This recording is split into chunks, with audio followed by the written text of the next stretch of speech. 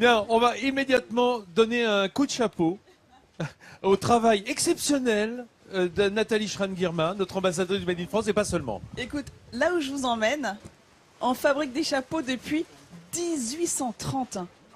Quand on pense qu'à une époque, que les jeunes de 20 ans... Pardon, il fait beau, je vais arrêter tout de suite. Il y a de ça 70 Mais ans... c'est marrant, le soleil venait de revenir. Il y a de ça 70 ans, on comptait près de 4000 personnes qui travaillaient dans la fabrication de chapeaux dans la Haute-Vallée de l'Aude. Et aujourd'hui, il ne reste plus que la chapellerie de Montazel. C'est là où je vous emmène tout de suite. Et le jour de notre tournage, il répondait à une commande très spéciale, 20 000 tricornes pour la Marine nationale. Cette entreprise où le temps semble s'être figé est l'unique chapellerie française à fabriquer tout de A à Z. Bienvenue dans les rouages de l'excellence du chapeau feutré. Donc là, je suis en train d'enrouler autour d'un cône pour obtenir 2 cloches, donc fabriquer 2 chapeaux en feutre. Et celui qui veille au grain, c'est Alain. Ah, c'est bon. Allez. Arrivé comme simple apprenti à 16 ans, il est aujourd'hui le directeur technique de la chapellerie de Montazel.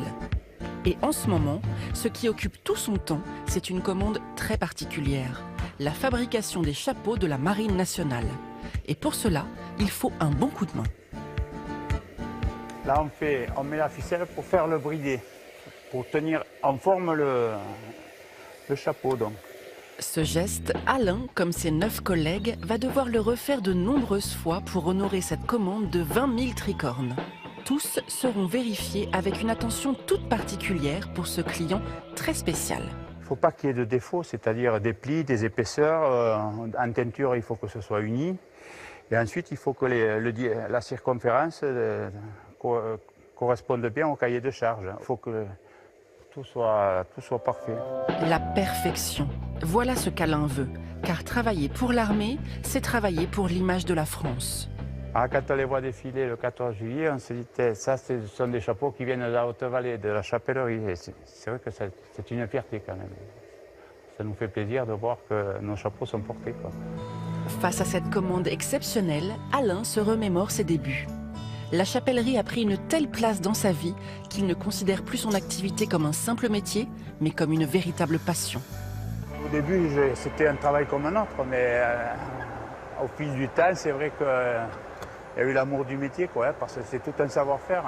Partir d'une poignée de laine, de 150 grammes de laine, arriver à un chapeau fini, c'est un métier passionnant, quoi. Cet amoureux du chapeau feutré compte bien transmettre ses connaissances à la jeune génération, pour que cette chapellerie ne disparaisse pas comme les 10 autres de la région.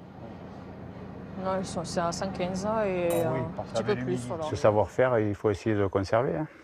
Il faut se battre pour ça. On s'est battu jusqu'à maintenant, il n'y a pas de raison que ça s'arrête maintenant.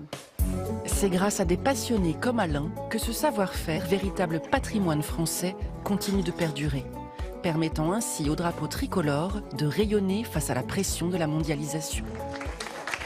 Eh bien Alain, moi et mes camarades, eh bien, nous sommes très fiers de porter vos chapeaux. Regardez autour de nous. D'accord, ils sont magnifiques. Présente ces ton chapeaux. émission, Manon. Oh là là, Oui, quel pirate. eh bien, Faca Fiefé, Marojo Bastre. Que dis-tu?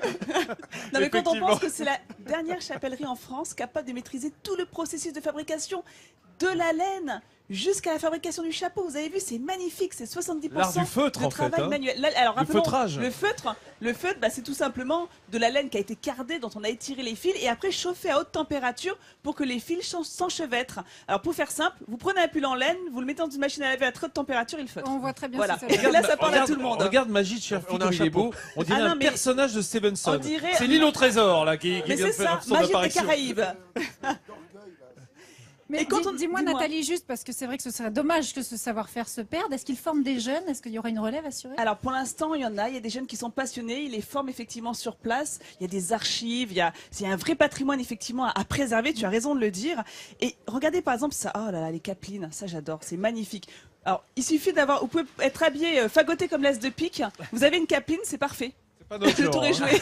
On va essayer. Ça par exemple, on n'imagine pas le temps de travail pour une capeline comme celle-ci, parce qu'on voit que la surface est beaucoup plus grande qu'un simple chapeau. Eh bien, il faut l'étirer, ce feutre, et ensuite l'étaler à la main sur les grands moules que vous avez vus dans le reportage. Quel boulot, hein. Ouais, et ce qui demande le plus de temps, on l'a vu avec justement le le tricorne de la Marine nationale, c'est ce qu'on appelle, c'est la passementerie. Hein. Dès qu'il faut garnir un chapeau, c'est ce qu'il y a de plus compliqué, comme là on le voit, les jolis et les broderies en fil d'or.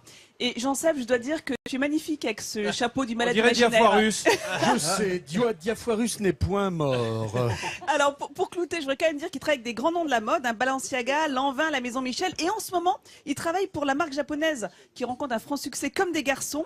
Donc là encore, vous voyez, le Japon fait encore appel au savoir-faire français, on peut être très fiers. Et au prochain défilé du 14 juillet, quand vous verrez défiler les tricornes de la Marine nationale, les bicornes des élèves de Polytechnique, vous penserez à eux parce que c'est eux qui les ont fait de leurs petites mains. Voilà. En revanche, merci Nathalie. La prochaine fois que vous verrez une étiquette d'Armagnac, Michel, vous penserez à moi. Michel, un petit peu de faire mousquetaire de contrebande ce soir.